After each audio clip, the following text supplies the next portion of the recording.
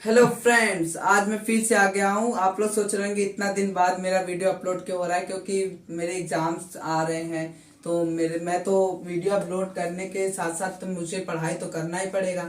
अब आज मैं आपको क्या पढ़ाने वाला हूँ, आप लोगों को आज मैं केमिस्ट्री पढ़ाऊंगा। केमिस्ट्री में क्या पढ़ाएंगे भाई? पहला चैप्टर पढ़ाएंगे, क्योंकि अभी तक हमने पढ़ाया नहीं है कुछ। मेरा न्यू चैनल है और हमने चैनल का अपना नेम चेंज कर दिया है।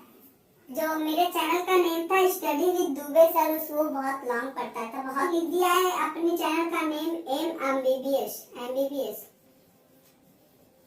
मुझे आगे साइंस से पढ़ाई करनी है, मुझे एमबीबीएस बनना है, मुझे कार्डियोलॉजिस्ट बनना है, इसलिए मैंने उस चैनल का नेम एमबीबीएस कर दिया है। आज हम लोग तो बिना कुछ किए, आज का वीडियो ज्यादा लॉन्ग नहीं जाएगा।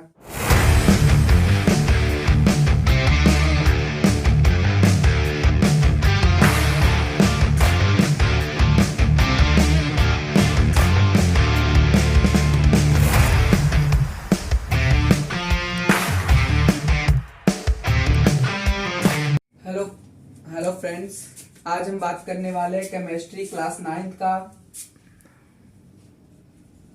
का चैप्टर 1। इसमें हम लोग पढ़ेंगे मैटर इन आवर सराउंडिंग। हमारे आसपास मैटर कौन कौन से हैं। पहले हमें मैटर पढ़ने के लिए हमें मास पढ़ना होगा, वेट पढ़ना होगा। उसके बाद हम लोग स्टेट्स ऑफ मैटर पढ़ेंगे, जिसमें सॉलिड, लिक्विड और गैस आता है। अब पहले मैटर समझ लेते हैं। मैटर होता है क्या है? Anything which have some mass and space occupying space is called matter. जैसे ये ऑब्जेक्ट है कोई, इस ऑब्जेक्ट के पास मास तो होगा ही, और ये जो जिस टेबल पे रखा हुआ है और ये इतना स्पेस भी टेबल का ऑक्यूपाई किया है, तो ये मैटर हो गया। हम लोग इसको मैटर बोल देंगे। अब ये बाद में होता है कि ये कौन से स्टेट में, सॉलिड है कि क्या है, अब उसको हम लोग बाद में पढ़ेंगे।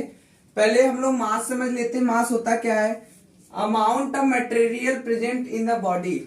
ये बॉडी है, इसके ना जितना भी मटेरियल प्रेजेंट होगा उसे हम लोग मास बोलेंगे, ना कि वेट बोलेंगे। और जो वेट होता है, वेट क्या होता है? It is defined as force by gravity on a body having मास।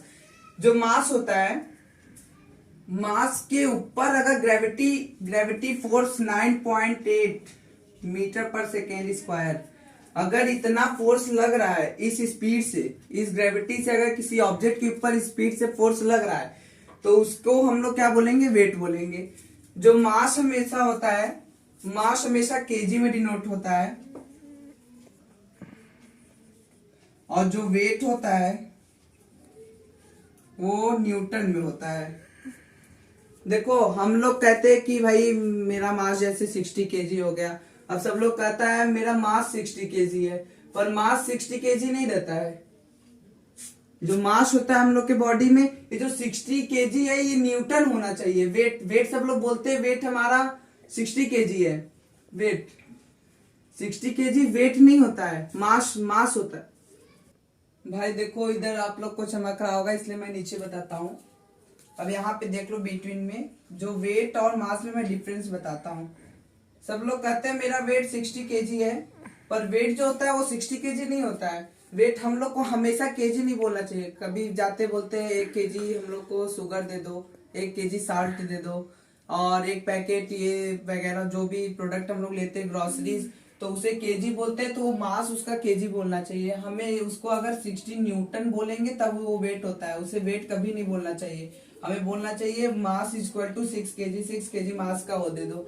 तब ये पता चल गया मास और वेट में डिफरेंस। अभी हमारे बॉडी के ऊपर भाई फोर्स, ग्रेविटी का फोर्स लग ही रहा है, तो हम लोग का वेट रहता है वो।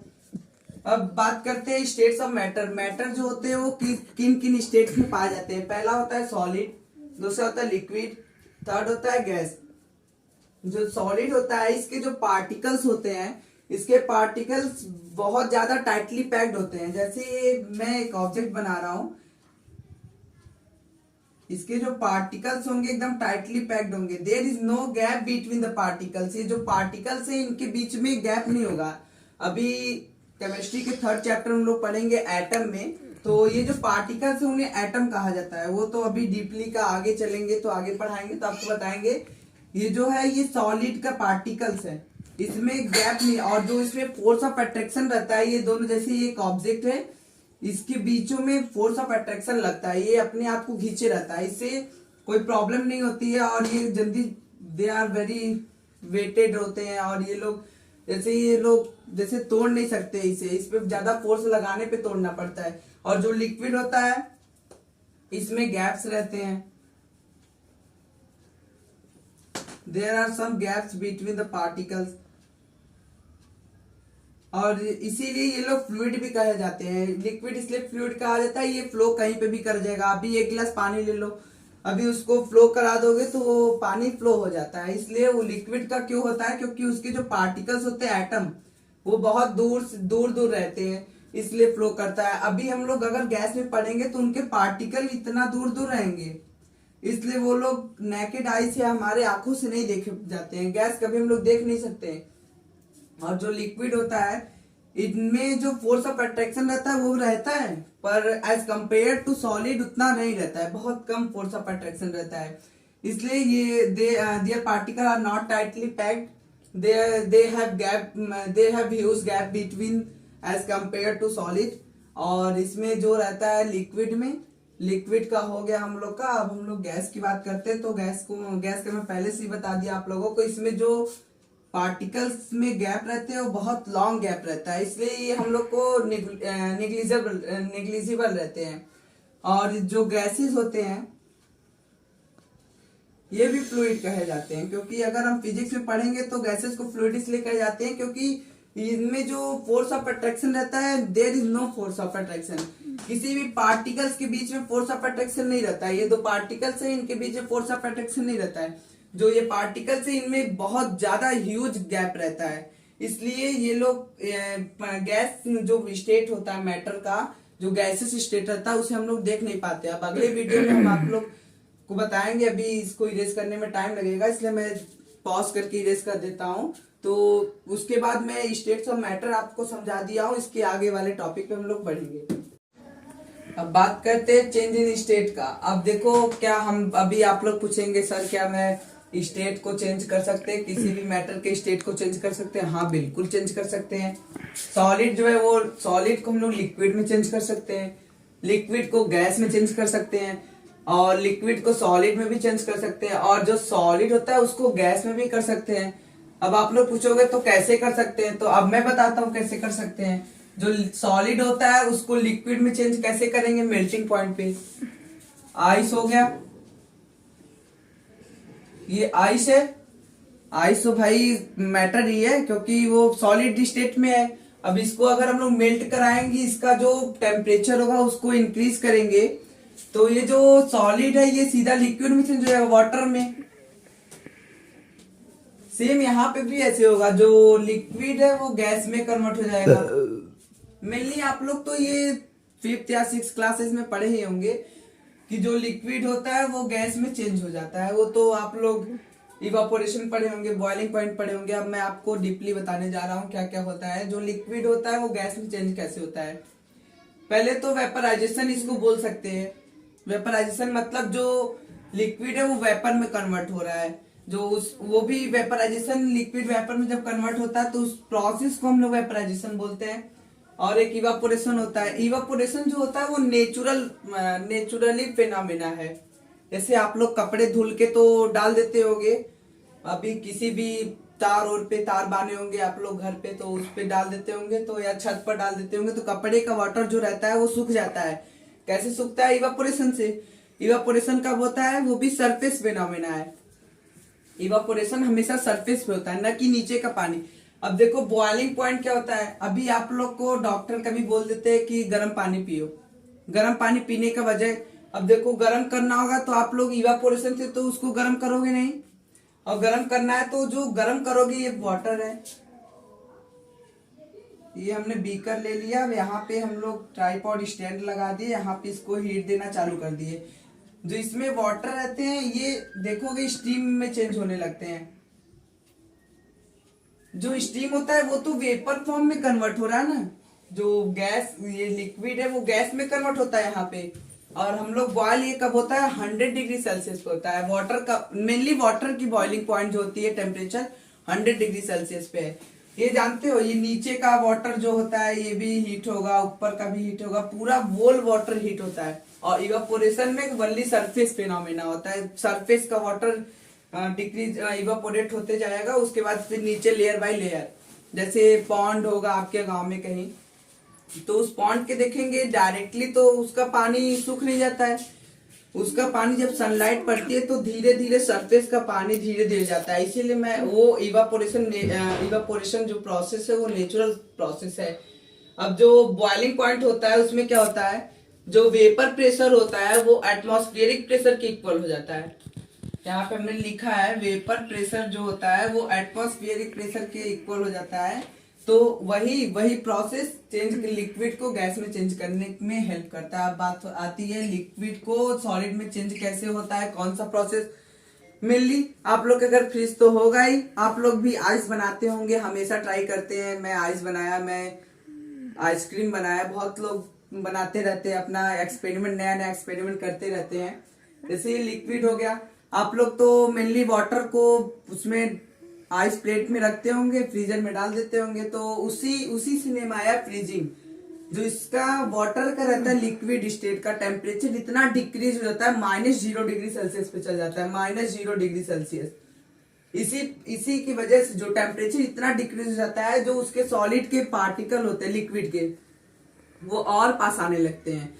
जब पास आएंगे तो इसका मतलब वो सॉलिड ही बनेगा, क्योंकि अभी हम लोग आपको बताए थे हम कि जो लिक्विड के पार्टिकल होते हैं दूर दूर होते हैं। आप इसमें जब टेम्परेचर घटाएंगे तो काइनेटिक एनर्जी घटेगी, टेम्परेचर घटाएंगे तो जो काइनेटिक एनर्जी रहती है घटती है। जब काइनेटिक एनर्जी घटेगी तो जो ये पार्टिकल के अंदर मोशन रहता है वो कम होगा। जब कम होगा तो ये अट्रैक्ट करेंगे, आपस में फोर्स ऑफ अट्रैक्शन ज्यादा लगेगा, ये सब एक पास हो जाएंगे सब, तो वो सॉलिड बन जाता है। जो लिक्विड रहता है वो सॉलिड में कन्वर्ट हो जाता है। तो इसी प्रोसेस को हम लोग फ्रीजिंग बोलते हैं। फ्रीजिंग पॉइंट होता है तो वो -0 डिग्री सेल्सियस होता है या 0 डिग्री सेल्सियस। अब बात आती है सॉलिड और गैस। ये तो आप लोग पहली बार पढ़ रहे होंगे कि सॉलिड से सब डायरेक्ट गैस में कैसे कन्वर्ट हो जा रहा है। बात आती है सॉलिड और गैस की, तो ये प्रोसेस खाली 9th में पढ़ते हैं, मेनली कोई टीचर 8th में पढ़ा देता है, पर इसका जो प्रोसेस होता है उसको हम लोग सब्लिमेशन पढ़ते हैं। जो सॉलिड होता है वो डायरेक्टली गैस में कन्वर्ट हो जाता है। कैसे, अब देखो आप लोग छोटे से रहे होगे तब से आप लोग हमेशा यूज करते हो, पर आप लोग को कभी दिमाग में नहीं आया होगा कि सब्लिमेशन भी होता है। अभी आप लोग पूजा तो करते ही होगे भगवान का, जब पूजा करते हो तो उसमें आप लोग कैंपर, अब जो ये कैंपर क्या होता है, कैंपर मतलब वो कपूर, कपूर को हम लोग जलाते हैं तो वो क्या लिक्विड में चेंज हो जाता है? नहीं, उसमें तो हीट लग रही है। हीट जो है उसका पॉइंट भी चेंज है, डिफरेंट पॉइंट है, हीट लग रही है। अब बात करते हैं पॉज किए। देखो सॉरी, मेरे को छींक आ रहा था इसलिए मैंने पॉज करा दिया, पॉज कर दो। अब देखो आगे मैं बताने जा रहा हूँ। जो कैंपर होता है उसको हम लोग जलाते हैं तो वो सीधा गैस में कन्वर्ट हो जाता है, वो गायब हो जाता है कुछ देर बाद जलने के बाद। क्यों गायब होता है? सब्लिमेशन की वजह से। सब्लिमेशन एक ऐसा प्रोसेस होता है, सॉलिड डायरेक्ट गैस में कन्वर्ट हो जाता है without undergoing the liquid state, न कि सॉलिड लिक्विड में जाके सीधा डायरेक्ट गैस में कन्वर्ट हो जाता है। इसी को बोलते हैं हम लोग सब्लिमेशन प्रोसेस। अब सब्लिमेशन का एक मैं एग्जांपल देता हूँ आप लोग को। आप लोग कभी लैब में या कभी मूवी में देखते होंगे, जब राजा आते हैं तो साइड साइड में धुआं निकलता है। धुआं कैसे निकलता है? वो ड्राई आइस की वजह से। जो ड्राई आइस होता है वो CO2 का फॉर्म होता है, सॉलिड स्टेट होता है। अब उसको ऐसे ही अपने जैसे लिक्विड रूम टेम्परेचर पे रख देंगे तो जो ड्राई आइस होता है वो डायरेक्टली वेपर फॉर्म में चेंज होने लगता है, वो गैसियस स्टेट में, वो धुआं जैसा लगेगा कि धुआं हो रहा है। तो ये भी जो प्रोसेस है ये भी सब्लिमेशन में आता है। अब इसके आगे हम लोग पढ़ेंगे characteristic of particle of matter. जो पार्टिकल ऑफ मैटर कैरेक्टरिस्टिक क्या होते हैं? मेनली 3 होते हैं। पहला होता है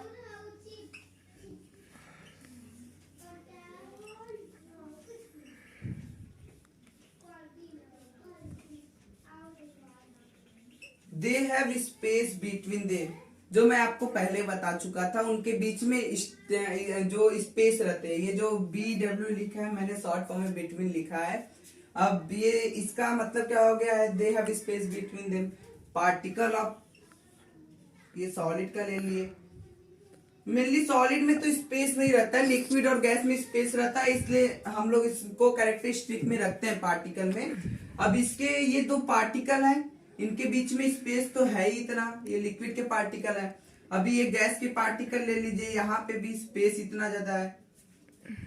और दूसरा पॉइंट क्या होता है,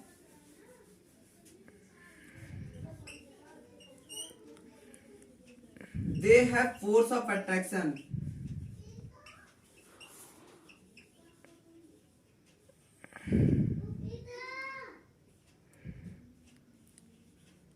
Between the particle,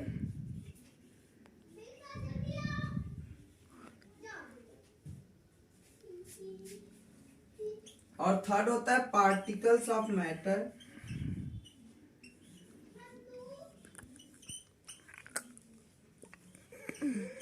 moving continuously.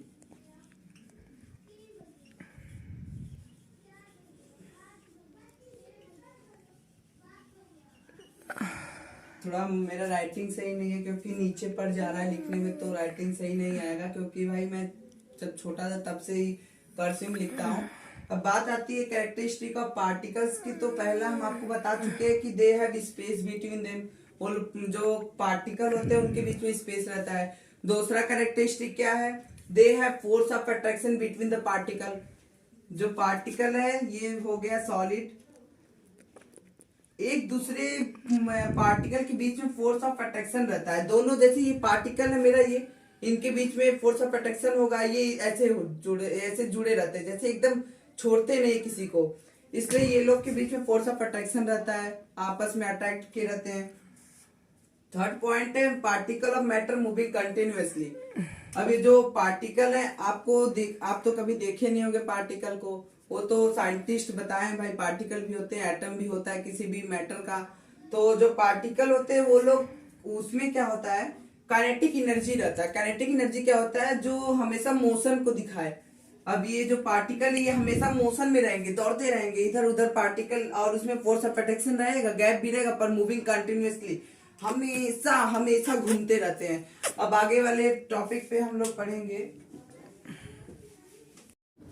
अब देखो भाई हम तो सब पढ़ा चुके हैं आपको, बस लास्ट टॉपिक 2-3 टॉपिक बचा हुआ है, उसके बाद हम लोग का ये जो मैटर इन और सराउंडिंग चैप्टर है केमिस्ट्री का, फर्स्ट चैप्टर है साइंस का, वो कंप्लीट हो जाएगा। अब उतना तो पढ़ा दिया, तो अब देखो किसी भी मैटर के स्टेट को चेंज करने के लिए टेम्परेचर का तो रोल होता है, उसमें कोई रिएक्शन भी इन्वॉल्व होते हैं, हाँ होते हैं।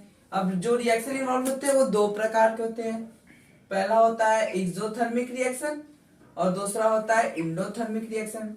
अब बात आती है एक्सोथर्मिक रिएक्शन क्या होता है, इंडोथर्मिक रिएक्शन क्या होता है। जो एक्सोथर्मिक रिएक्शन होता है उसमें क्या होता है, releasing of heat and bond form. जो हीट होता है वो रिलीज हो जाता है, उस मैटर में से जितना भी हीट रहता है सब रिलीज हो जाता है, और जो मैटर का जो पार्टिकल होता है उसमें बॉन्डेशन तो फॉर्म होगी। अब जैसे ये कोई वाटर है, अब इसमें अगर हम लोग टेम्परेचर इतना डिक्रीज कर देंगे टेम्परेचर, तो ये जो इसका जो वाटर है उसके अंदर का जितना भी जो हीट रहेगा उसके अंदर वो तो खत्म हो जाएगा, सब हीट चला जाएगा, तो क्या होगा, बॉन्ड की फॉर्मेशन होगी। जब बॉन्ड की फॉर्मेशन होगी तो वो आइस में कन्वर्ट हो जाएगा। अब बढ़ते हैं तो इंडोथर्मिक रिएक्शन की तरफ। तो इंडोथर्मिक रिएक्शन क्या होता है, absorption of heat and bond break. अब बॉन्ड ब्रेक हो जाएगा। अब इसमें क्या है, जस्ट इसका अपोजिट है इंडोथर्मिक। इसमें क्या होता है, जो हीट होता है वो रिलीज हो जाता है, वो अपने स्टेट से हीट रिलीज हो जाता है, बाहर हो जाता है, और इसमें हीट आता है, एब्जॉर्ब करता है। अभी देखो किसी भी वाटर को हम लोग हीट देंगे, टेम्परेचर बढ़ाएंगे तो ऑब्जर्प्शन ऑफ हीट तो एब्जॉर्ब ही होगी। अब हीट एब्जॉर्ब होगी तो लेटेंट हीट, अभी आपको बताएंगे लेटेंट हीट, अभी मत समझिए। हीट एब्जॉर्ब होगी, जब हीट एब्जॉर्ब होगी तो बॉन्ड क्या होगा, ब्रेक होगा। अभी जैसे इसको हम लोग बॉयल करना चालू करेंगे तो टेम्परेचर तो इंक्रीज होगा ही मेरा, इस वाटर का जब टेम्परेचर इंक्रीज होगा तो जो इसके पार्टिकल होते हैं इनके बीच में जो बॉन्डेशन है, फोर्स ऑफ अट्रैक्शन, तो ये जो बॉयल करने लगेंगे तो ये जो पार्टिकल है इसको छोड़ देगा, ऊपर पार्टिकल ऊपर चला जाएगा, गैसेस स्टेट में चेंज हो जाएगा, धीरे धीरे धीरे धीरे करते करते सब लाइन बाय लाइन सब इवापोरेट हो जाएंगे, मतलब बॉयल हो जाएंगे। इवापोरेट नहीं बोल सकते क्योंकि इवापोरेशन जो होता है वो नेचुरल प्रोसेस होता है। मैं बार बार इस वीडियो में कह रहा हूँ, इवापोरेशन नेचुरल प्रोसेस होता है और ये नेचुरल फेनामेना भी है।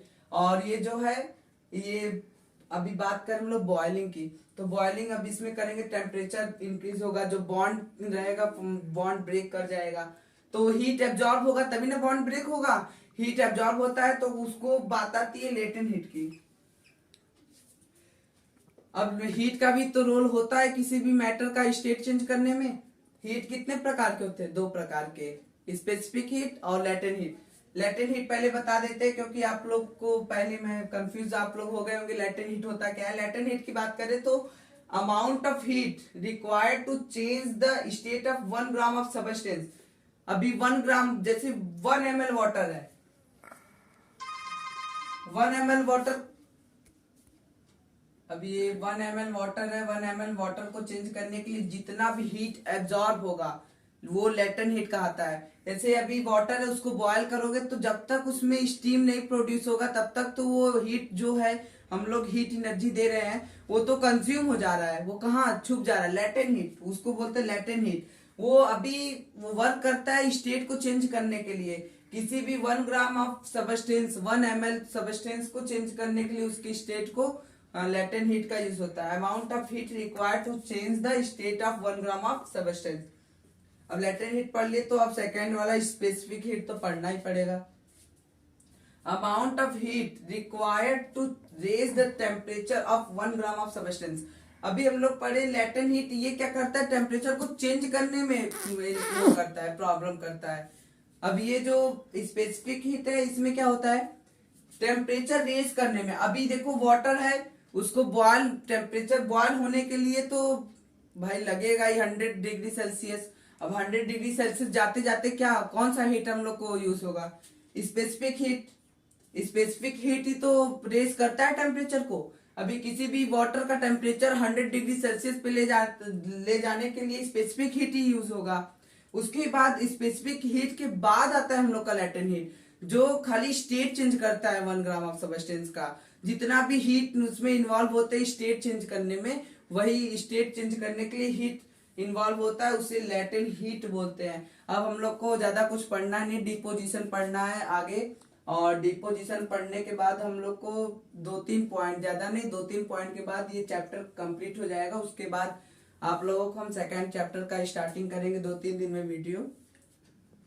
अब देखो लास्ट टॉपिक बचा हुआ है ह्यूमिडिटी। ह्यूमिडिटी होता क्या है? ह्यूमिडिटी होता है मतलब presence of water vapour in atmosphere.